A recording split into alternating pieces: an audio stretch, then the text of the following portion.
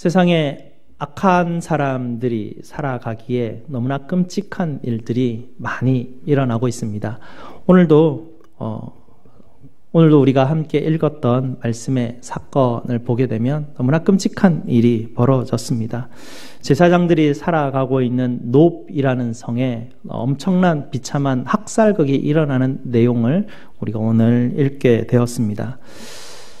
사울이라는 사람과 도액이라는 사람으로 인해서 85명의 제사장이 죽게 되고 그들이 살아가고 있는 성읍이 대량 학살로 도륙되는 비참한 일을 경험하게 됩니다.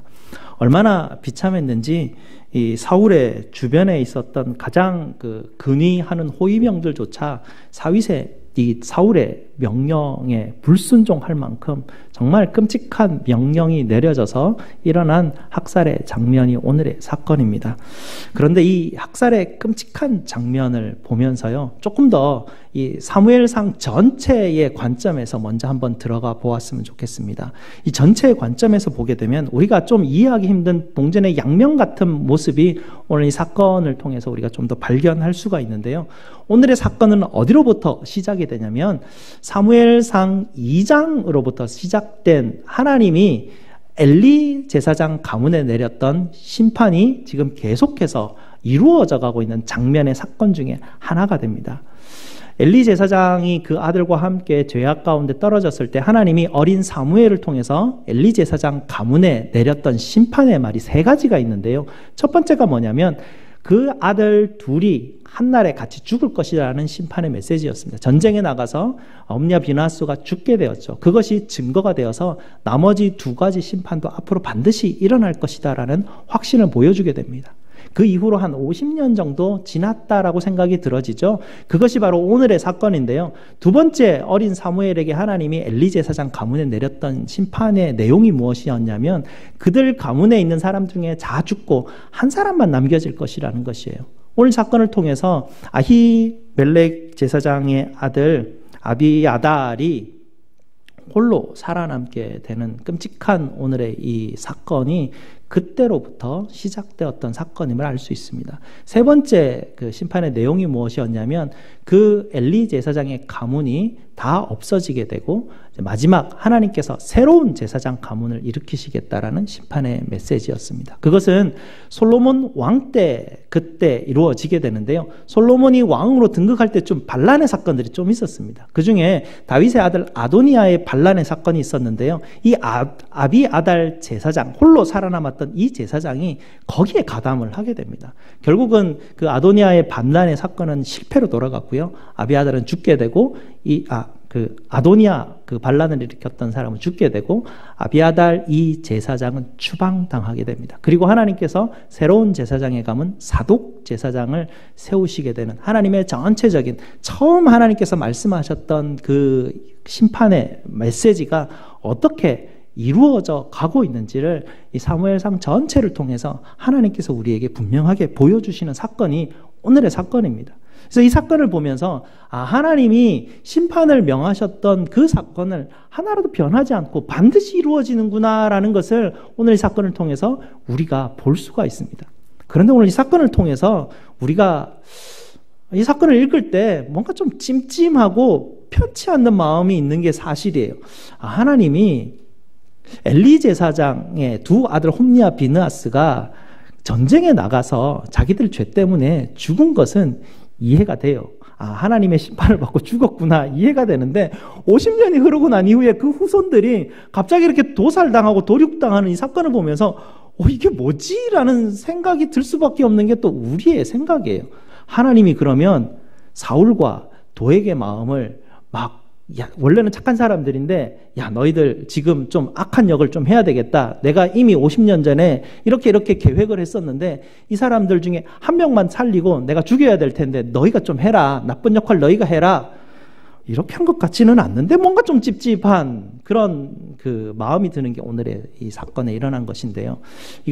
이런 어떤 마음이 제가 이 사건을 보면서 뭐지? 라는 생각이 제일 처음 딱 들 때 그 다음에 조금 더 있으면서 제가 들었던 생각이 뭐냐면 이게 내 죄성이구나.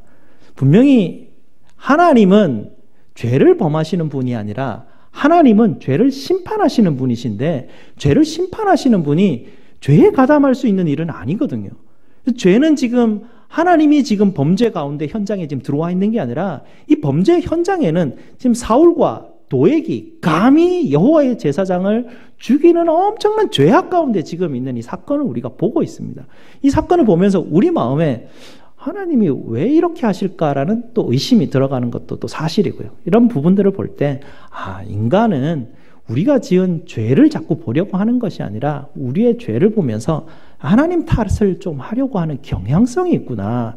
하나님이 심판자이심에도 불구하고 감히 심판자를 향해서 하나님 이거 좀 너무한 거 아닙니까? 이렇게 말을 할 정도의 죄성이 우리에게 있구나라는 것을 이 사건을 통해서 한번 좀 더 깨닫게 되었습니다. 그러면서 하나님이 과연 사울과 도액에게 너희가 이런 나쁜 역할을 하여라라고 말하여 전혀 그렇다라는 생각이 들지 않는 것이 무엇이냐면 가만히 돌이켜보니까 여러분 화날 때를 한번 생각을 해보십시오. 여러분 막 확 올라오는데 하나님의 음성을 듣고 화내지 않지 않습니까?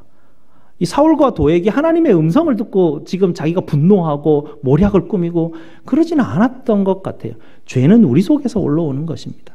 우리가 화날 때는 하나님의 음성 듣고 화내지 않아요. 우리 죄 때문에 화를 내는 것이죠. 우리 죄 때문에 다른 사람을 모략하고 비난할 뿐이에요. 그것이 우리 속에서 일어나는 것이고 그 죄의 책임은 온전히 사울과 도액 그리고 우리 안에 있는 사울과 도액과 같은 그런 마음에서부터 흘러나온다라는 이야기입니다. 남을 미워하는 마음, 분노하는 마음, 다른 사람을 시기하고 모략하는 마음 여전히 우리 안에 있거든요.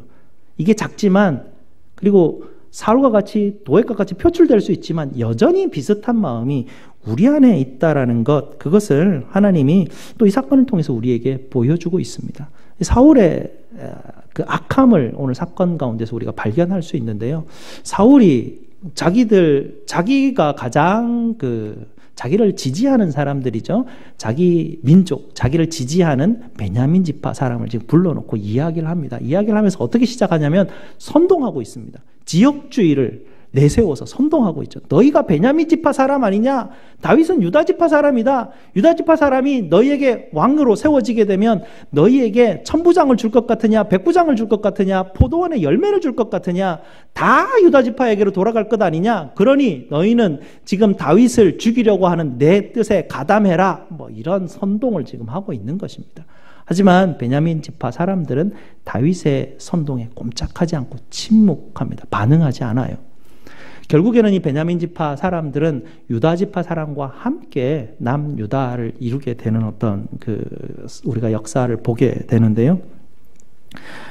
이 베냐민 지파 사람들은 지금 사울에게 동조하고 있지 않습니다. 이 사울이 자기 지지자들이 아무런 반응이 없고 냉랭하니까 갑자기 속에서 막 분노가 확 올라오는 표하는 것이 오늘 내용에 나타나는데요. 이 문자로 돼 있어서 험한 말은 이렇게 되어 있지 않지만 너희들은 하면서 막 이제 그때부터 막 험한 말을 막 쏟아내는 게 오늘에 보여요. 이 사건에 보게 되면 이렇게 돼 있죠.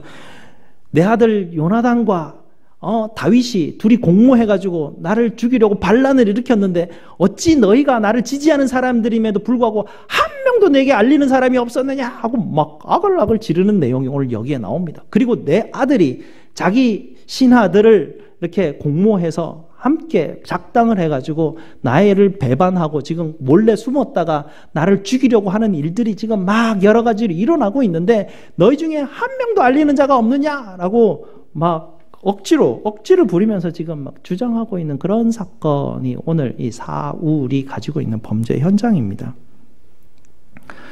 정적이 그러죠. 아무도 대답하고 있지 않아요. 하나님의 백성은 이렇게 악을 지르고 있는 범죄하고 있는 이 사울에게 반응하고 있지 않은데요. 하나님의 백성이 아닌 자가 그곳에 한 명이 섞여 있었습니다. 누구입니까? 도액입니다. 에돔 사람 도액이 그 정적을 흐름을 그만두고 드디어 그는 이때다 싶어서 사울 왕에게 아히멜렉을 고발하게 됩니다. 이 사울이 진노하는 것에 기름을 붓는 격이죠. 다윗이 노읍에 들려서 아히멜렉을 보는 것을 내가 보았습니다 라고 보고를 하게 됩니다. 그리고 앞뒤 다 잘라먹고 이렇게 보고합니다. 아히멜렉이 다윗을 위해서 하나님께 간구하였습니다. 그리고 먹을 것도 주고요, 그 골리앗의 칼도 주었습니다 라고 그렇게 보고를 하게 됩니다. 이 보고를 들은 사울 왕은 드디어 잡았다라는 그런 심정이었을 것입니다. 왜냐하면 사울도 어떻게든 거짓 증거라도 있으면 그 증거를 얽어가지고 다윗도 죽이고 그와 공모한 가담한 사람들을 다 진멸하는 어떤 그 하나님의 율법의 법에 그 어떤 권위를 세우고자 정당성을 찾으려고 했던 것이죠. 그걸 찾으려고 하는 그 마음이 있는데 사악한 도액이 사악한 사울의 마음을 너무나 잘 알았기 때문에 그가 거짓 증거를 만들어서 사울에게 지금 바치는 꼴이었습니다. 어떻게 됐습니까? 완전한 증거를 잡았습니다. 이 사울이 보고 들은 대로를 딱 보게 되면 드디어 공모자를 찾은 거예요. 증거를 잡은 것이죠. 아히멜렉이 증거가 되는 것이에요. 이 다윗이 지금 나를 위해서 반란하고 가는 길인데 이 제사장이 어떻게 합니까? 하나님께 물은 것이에요. 어떻게 하면 이 다윗의 길에 왕권이 있겠느냐, 이런 기도를 해줬다라고 지금 주장하고 있는 것이에요. 그리고 그를 먹이고 칼까지 주었으니 완벽한 증거가 생긴 것이죠. 이제는 완벽한 증거가 다 모아졌으니까 어떻게 됩니까? 재판장을 엽니다. 범죄자들 다 불러 모아라, 잡아와라. 이렇게 아히멜렉과 그 아버지의 집에 있는 모든 제사장 85명을 다 자기의 성 기브아에 불러들이게 되죠. 그리고 재판을 열게 됩니다. 아히멜렉 제사장은 변론을 하게 됩니다. 전혀 그런 일이 없었습니다라고 아주 열정적으로 변론을 하지만 이미 다 결론이 나 있는 재판이었기 때문에 사울은 그의 그 제사장 하나님의, 오늘 성경도 보게 되면 여호와의 제사장이라고 분명히 붙이고 있습니다. 하나님께 속한, 여호와께 속한 제사장을 사울은 아주 겁도 없이 감히 죽이려고 하죠. 옆에 있는 호위병들, 그러니까 어떻습니까? 가장 최측근의 사람입니다. 죽으라면 죽을 수 있는 사람들이 사울 옆에 있는 최측근의 호위병들이에요. 그들에게 지금 가서 여호와의 제사장들을 다 죽이라 명합니다. 그들이 그 명령에 당연히 순종해야 됩니다. 복종해야 되는 게 그들의 임무였어요. 근데 이들이 불복종하게 돼요. 엄청난 지금 상명하복의 일이 지금 일어나는 것이에요. 사울도 지금 당황스러웠을 텐데 그 사울이 그때서야 도액이라는 사람을 시켜서 지금 그 살인의 명령을 하게 되고요. 도액은 오히려 더 과하게 이 진멸하는 일들을 보게 됩니다. 하나님이 분명히 이 사울 왕에게 아말렉을 쳐서 진멸하라 할 때는 아말렉을 진멸하지 않아요. 자기의 유익을 위해서 좋은 것은 남겨놓았죠. 하지만 지금 하나님의 제사장들인데요. 하나님의 제사장들은 나중에 솔로몬이 아비아달이 반란에 가담하잖아요. 아도니아하고. 반란에 가담하면 아도니아는 죽고 같이 반란에 관여했던 요압 장군도 죽이게 합니다. 하지만 여호와의 제사장은 죽이지를 않아요. 왜냐하면 여호와의 제사장이기 때문에 그래요. 아비아달은 그냥 추방해버려요. 너는 그냥 추방되어라라고 추방하고 쫓아내지 죽이지를 않아요. 그게 하나님의 사람들이 가지고 있는 자세, 하나님에 대해서 하나님의 제사장이기 때문에 하나님 대표하는 사람 아닙니까? 하나님의 대표하는 사람에게 죽이는 어떤 하나님에 반하는 그런 행동을 하지 않으려고 해요. 하지만 하나님을 모르는 도액은 지금 하나님을 향해서 사울과 함께 손을 잡고 하나님께 도전하고 있는 것이죠. 오늘 이 이야기를 통해서 우리가 알 수 있는 것이 세 가지가 있는데요. 하나님의 말씀은 반드시 이루어진다라는 이야기입니다. 하나님이 하나님의 백성들에게 주셨던 사무엘서의 첫 번째 원리가 있죠. 높은 자는 낮추시고 낮은 자는 높이신다. 하나님이 엘리 가문에 내렸던 심판은 반드시 이루어진다라는 것을 오늘 사건을 통해서 우리가 알게 됩니다. 그러니 하나님의 말씀에 순종하고 따라가는 우리에게 오늘 사건은 우리에게 반대로 위로가 되는 사건이죠. 두 번째는 무엇이냐면 하나님이 하나님의 뜻을 이루시는 데는 오히려 사악한 자들도 하나님의 뜻을 이루는데 협조할 수밖에 없다라는 이야기입니다. 사악한 자들은 하나님의 일에 협조하는 것을 너무나 싫어하는 존재들이에요. 오히려 하나님의 사람들을 죽이려고 하는 사람들이 사악한 자들이 하는 행동입니다. 하지만 사악한 자들은 하나님의 나라를 반대하고 하나님의 나라를 공격하려고 하지만 오히려 그들이 공격하는 그것이 하나님의 뜻을 이루는데 사용되다라는 것이죠. 이와 비슷한 일이 십자가에서 이루어진 것 아닙니까? 하나님이 십자가의 구원의 역사를 이루는데 오히려 그들은 헤롯과 본디오 빌라도는 합세하여서 이방인과 합세하고 유대인들과 합세해가지고 그 악한 자들이 하나님의 나라에 도전을 하려고 하였지만 그 도전하는 그 일들을 통해서 오히려 하나님은 하나님의 뜻을 이루어 가신다라는 이야기입니다. 악한 세력이 아무리 힘이 세지만 하나님 나라 앞에서는 전혀 효력을 발휘할 수 없다라는 얘기가 오늘 사건 가운데 우리에게 드러나는 이야기입니다. 세 번째는 무엇이냐면 악한 자들이 여호와의 제사장을 죽이려고 하고 하나님의 나라에 도전하지만 하나님은 그 중에 딱 한 사람을 남긴다라는 것입니다.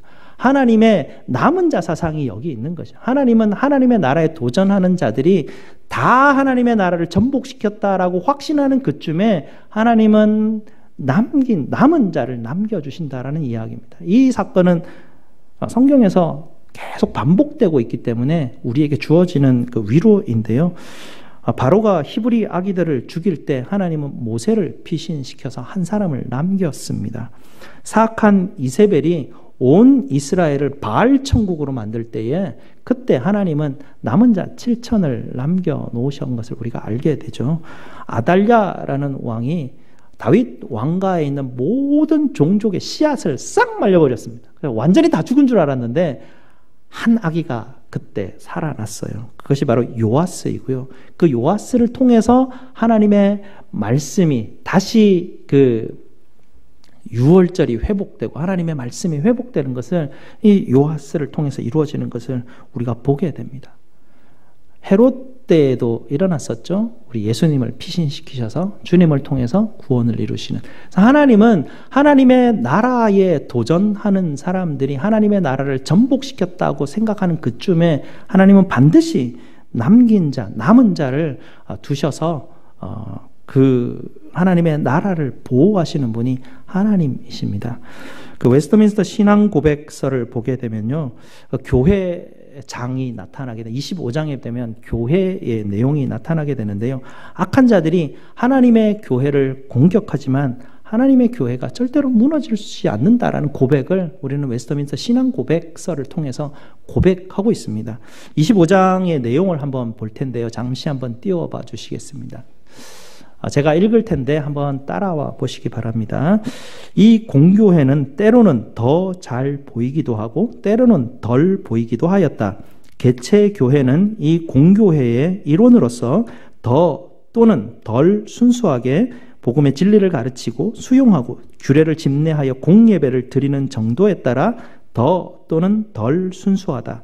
천하에서 지극히 순수한 교회라 하더라도 혼합과 오류에서 벗어날 수 없다. 그럼에도 불구하고 이 땅에는 하나님의 뜻을 따라 그분을 예배하는 교회가 항상 있을 것이다. 이것이 말씀이 우리에게 약속하신 것을 요약해서 함께 고백하는 것입니다. 하나님의 교회 안에는 여전히 악이 있다는 것이죠. 그 악으로 인해서 아무리 순수한 교회라 할지라도 여전히 혼잡하고 여전히 오류 가운데 벗어날 수 없는 것이 우리의 현실이지만 그럼에도 불구하고 하나님은 하나님을 예배하는 하나님의 교회를 절대로 무너뜨리지 않으시고 계속해서 보존하셔서 영원토록 하나님을 예배하는 자로 서 있도록 하나님께서 지키시고 보호하신다라는 것입니다. 그래서 우리는 하나님의 교회를 신뢰해야 됩니다. 하나님의 교회가 어떨 때는 상할 때도 있어요. 악한 자들이 득세할 때도 있어요. 그럴 때는 하나님의 순수성이 떨어질 때가 있어요. 세상이 교회를 향해서 손가락질하고 욕을 할 때가 있어요. 하지만 그럼에도 불구하고 하나님께서는 남은 자를 남겨놓으셔서 그들을 통해서 하나님을 예배하라는 하나님의 백성들의 소명을 다하게 하시는 분, 그것이 바로 하나님이 우리에게 주셨던 약속이고 그것이 우리의 소망입니다. 그래서 우리는 여전히 교회에 서 있어야 됩니다. 교회가 욕을 먹는다고 하여서 교회에서 빠져나가서 교회는 욕먹어라 그러고 나만 홀로 산속에 숨어 있을 수는 없는 노릇이죠. 아무리 교회가 힘들고 어려울지라도 절망 가운데 낙심할지라도 자포자기할지라도 우리는 오늘 이 말씀을 붙들고 다시 한 번 더 소망을 가져야 됩니다. 그리고 다시 한 번 더 하나님이 우리에게 주셨던 소명, 하나님께 예배하는 소명을 가진 교회에 우리는 분명하게 서 있어야 되는 것입니다. 그리고 하나님께서 교회를 세우라 명령하신 그 명령을 듣고 우리가 하나님의 명령 앞에 충성되이 서 있는 저와 여러분 되시기를 바랍니다. 또 오늘 본문은요, 여전히 너무나 반대되는 사울과 다윗을 분명하게 비교해서 우리에게 보여주고 있어요. 분명하게 비교해서 보여주는 것은 항상 두 가지 길을 보여주시죠. 오늘 말씀 사무엘서를 통해서 하나님은 항상 두 가지 말씀을 보여주셔요. 다윗이 가는 길과 사울이 가는 길을 계속 지금 보여주고 계시는데, 이 분명한 거울에 우리 스스로를 비춰야 돼요. 다른 사람 비추지 마세요. 자기를 비추면 돼요. 다른 건 없어요.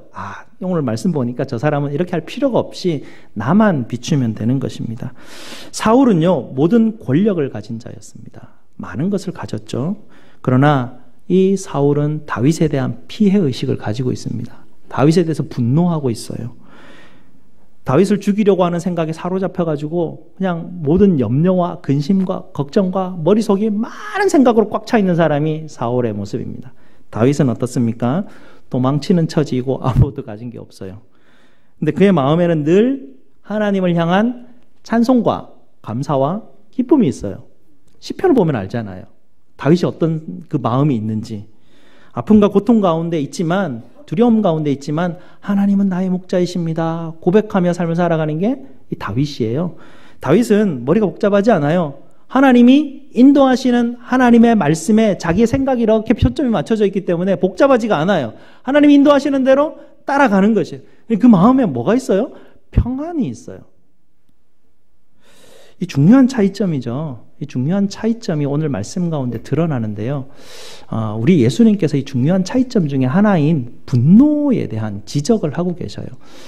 예수님이 산상수훈을 가르치시면서 5장 22절에 산상수훈의 말씀, 복에 대한 말씀을 하시고 가장 첫 번째 적용하는 말씀 가운데 노하는 자에 대해서 이야기를 하고 계셔요. 왜냐하면 이 분노하지 말라는 이 명령, 하나님이 처음 적용하는 말씀에 주신 이유는 무엇이냐면 이 분노가 모든 악의 뿌리가 되기 때문에 그래요. 이 모든 악의 뿌리인 분노의 뿌리를 잘라버리면 나머지 악의 열매들은 그냥 말라 죽는다. 그것 때문에 예수님은 여기서부터 하나님의 백성들의 거룩함, 하나님의 백성들이 서로 사랑하며 살아갈 수 있는 방법의 가장 첫 번째로 분노하지 말라는 이야기를 보여주고 계십니다. 다윗은 어떻습니까? 다윗은 분노를 내려놓는 길을 가고 있어요. 오늘도 아비아달이 다윗에게 왔을 때 다윗의 첫 번째 반응은 뭐예요? 내 탓이오예요. 내 탓이요. 내가 그때 잘못을 해서, 내가 그때 너희 아비에게 뭔가 잘못해서 이런 일들이 이루어졌구나라고 자기 탓을 하고 있어요. 사울은 안 그렇죠. 분노하고 있어요. 사울의 마음에는 분노가 막 올라오고 있습니다. 분노와 미움의 마음을 가지고 있는 사울의 예배를 하나님은 받으시지 않으십니다. 하나님은 오히려 사울을 떠나셨죠. 이런 부분들을 보면서 우리가 어떨 때는 보면 너무나 당연히 나는 저 사람을 미워한다고 그냥 뭐 이렇게 떳떳하게 얘기할 때가 있는 것을 보면 우리가 참 사악하다라는 생각들을 하게 돼요. 얼마나 우리가 악하기에 하나님이 이렇게 늘 말씀으로 사울의 길을 가지 말라고 하는데도 떳떳하게 나는 사울의 길을 갑니다 이렇게 이야기할 수 있는지 모르겠어요. 그게 우리의 죄성인 것 같아요. 그런 죄성이지만 하나님이 이렇게 말씀을 비춰줄 때마다 이게 잘못된 것이구나, 이렇게 분노와 미움과 피해의식 가운데 사로잡혀 있는 사울의 길을 가는 것은 망하는 길이구나, 하나님이 우리에게 가르쳐 주신다고요. 가르쳐 주실 때마다 깨닫고 그럼 어디로 갈까? 다윗의 길은 어떨까라는 것을 보게 되는 것입니다. 이 분노와 미움과 피해의식에 사로잡힌 사울의 결말은 지금 어떻게 되고 있는지 계속 이야기를 통해서 우리에게 들려주고 계십니다. 사울은 보좌를 가지고 있고 권좌에서 힘을 가지고 있는 사람입니다. 그런데 어떻게 지금 이야기가 진행됩니까? 가장 신뢰했던 자기 아들이 자기를 떠나버립니다. 자기가 가장 지금 신뢰하고 있는 호위병들이 가장 최측근이 자기의 명령에 불복종하고 나섭니다. 자기를 지지하는 세력인 베냐민 지파가 침묵하고 있죠. 그리고 하나님의 선지자가 그를 떠나버립니다. 제사장을 죽여버리죠. 그 옆에 남은 사람이 누가 있습니까 지금? 사악한 자, 도액한 사람 남았어요. 자기가 가지고 있는 권력과 사악한 자, 도액한 사람만 남겨놓고 다 떠나가 버립니다. 다윗은 어떻습니까? 아무것도 가진 게 없어요. 도망자의 처지예요. 이 도망자의 처지에 있는 이 다윗에게 사람들이 몰려오죠. 환난을 당하고 원통함을 당하고 빚진 자들이 다윗에게 찾아오게 됩니다. 환난 당하고 빚진 자들, 원통한 자들 성격들이 다 힘들지 않겠습니까? 그런 사람들 400명 모아놓고 가만히 이렇게 저도 이렇게 상상을 해보면 그런 성도가 400명이 있다 그러면 그 목사님 되게 힘들겠다. 다윗이 오죽했겠어요. 다윗이 정말 목자의 심정으로 그들 한 사람 한 사람을 품고 기도해주고 하나님의 말씀으로 늘 위로해주고 그런 사역이 아마 다윗의 사역이 아니었을까라는 생각들을 한번 해보게 됩니다. 그러면서 선지자 갓이 그에게 하나님의 말씀을 전해주고 다윗은 그 선지자의 말씀을 따라가는 사람이 되죠.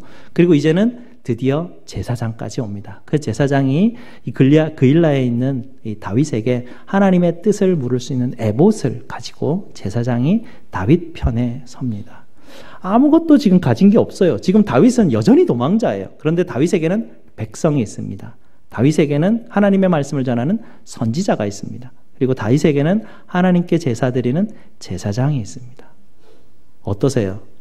지금 현재 상황을 봤을 때 사울과 다윗의 삶을 비교하면 이런 비교가 일어나게 됩니다.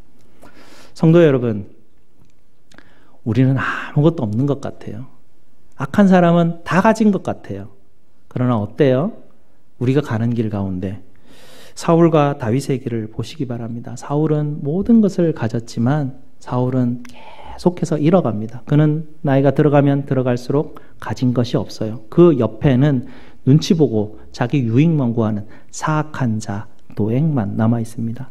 사울이 권력이 없어지면 도액도 그를 배신하고 떠나갈 그런 사람만 옆에 남아 있다는 얘기죠. 다윗은 아무것도 가지지 못했습니다. 시간이 가면 갈수록 그러나 다윗은 계속 뭔가를 가진 사람처럼 삶을 살아가게 되고요. 지금은 도망자이고 미친 척하고 피해 다니는 사람이지만 다윗의 모습으로 드러나는 것은 왕의 모습입니다. 하나님의 나라를 하나님의 말씀대로 다스려가는 왕의 모습이 다윗에게서부터 드러나고 있죠. 사울과 다윗은 너무나 큰 차이를 가지고 시작을 하게 됩니다. 가진 자와 없는 자로 신창을 시작을 하게 되죠. 하지만 하나님의 말씀에 순종해 나갈 때 어떤 일이 벌어지는지 우리가 그것을 깨달아야 되는 것입니다. 하나님의 말씀을 순종하고 나갈 때 하나님께서 악의 뿌리의 근원인 분노와 미움의 싹을 잘라버리시는 것이죠. 그래서 다윗은 그 마음에 분노와 미움과 피해의식이 정리가 되어버립니다.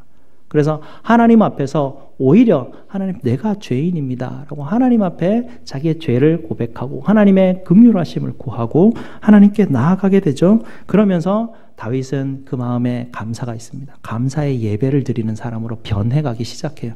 그 마음에 감사의 예배가 있고 하나님이 주시는 평안함이 허락되어 있을 때 아무것도 가지지 않았어요. 그 가운데 이 하나님이 주시는 평강의 마음을 가지는 그 순간에도 여전히 다윗은 죽음의 그 어떤 상황 가운데 던져져 있는 그런 엄청난 그 우겨쌈을 당하고 있는 그런 상황입니다. 그러나 그 가운데 계속해서 하나님의 긍휼을 구하고 모든 것이 내 탓입니다 라고 구하게 되죠. 사람들 앞에서도 그렇게 이야기를 하게 됩니다. 온유한 사람이 되어져 가고 있습니다. 그런 다윗에게 사람들이 찾아오죠. 첫 번째 찾아오는 사람들이 아픔을 당한 사람들이에요. 그 사람들을 알게 되거든요. 상처받은 자가 상처받은 자의 마음을 이해하고 기도해 주는 사람이 되니까 옆에 한 사람씩 사람이 생겨요. 그들과 함께 자기의 마음을 토로하고 나누며 기도하는 기도의 친구들이 생긴다고요. 그런 기도의 친구들이 주변에 계속해서 많아져요. 정말 풍요해지게 됩니다. 그러는 가운데 하나님의 말씀이 막 깨달아지기 시작하는 거예요. 말씀을 보는 게 너무 기쁘고 즐거워요. 말씀을 들을 때마다 막 기쁨이 샘솟는 다윗의 고백이 일어나기 시작하죠. 다윗이 뭐라고 말합니까? 하나님의 말씀이 꿀송이와 같다. 이런 그 기쁨이 막 있는 거예요. 그가 처한 상황과 상관없이 다윗은 하나님의 말씀이 막 깨달아지면서 기쁨과 감사가 넘쳐 흐르는 것이에요. 사울의 길과 다윗의 길이 이렇게 차이가 나는 것입니다. 하나님께서 오늘 우리 그리스도의 냄새를 풍기는 말씀을 우리에게 전해 주십니다. 고린도 후서 말씀을 우리가 수요일마다 지금 묵상하고 있는데요. 고린도 후서 말씀에 그리스도의 말씀을 나타내시는 하나님께서 각 처에서 하나님의 사람들을 통해서 그리스도의 냄새를 풍길 때에 그 냄새가 두 가지 종류로 나타난다고 해요. 한 가지 종류는 그 말씀을 듣고 순종하는 자에게는 생명에 이르는 냄새가 나는 것이고요. 그 말씀을 거부하는 자에게는 사망에 이르는 냄새로만 들리는 것이에요. 오늘도 하나님의 말씀이 선포될 때 사울의 길과 다윗의 길이 그냥 나눠지는 것이에요. 이 말씀을 보면서 분노하는 내 모습을 보고 하나님, 내 안에 사울이 있는데요. 이 사악한 사울을 하나님께서 제거하여 주시기 바랍니다. 그리하여서 내 안에 하나님 감사가 있게 하시옵소서, 기쁨이 있게 하시옵소서, 평강이 있게 하시옵소서. 그래서 하나님이 하늘에서 하나님의 백성에게 주시고자 하는 그 놀라운 하늘의 신비한 축복이 내게 있게 하시옵소서, 우리 교회에 있게 하시옵소서. 그래서 우리 교회가 온전히 하나님을 예배하는 교회가 되게 하시옵소서. 마태복음 5장 22절 그 노하지 마라라고 하는 그 다음에 그 노하지 마라는 말씀의 적용점을 뭐라고 일하게 하냐면 예배하기 전에 화목하라라고 적용을 하게 하셔요. 주님이 우리에게 가르치는 방식인데요. 그래서 오늘 이 사울의 사건을 보면서 우리의 죄악의 뿌리를 하나님이 한번 보여주고 계시는데 우리가 그렇게 기도해야 될 것 같아요. 하나님, 우리 교회에 혹시 죄악의 뿌리가 깊이 뿌리박고 있는 분노함이 있습니까? 미움이 있습니까? 피해의식이 있습니까? 하나님, 우리 교회 살아계신 성령 하나님 역사하셔서 분노의 싹을 잘라주시고 그리하여서 우리 가운데 맺혀지고 있는 죄의 열매들이 다 말라 비틀어져서 성령의 열매로 다 바뀌게 주님 역사하시옵소서. 기도하시는 저와 여러분 되시기를 축복드립니다.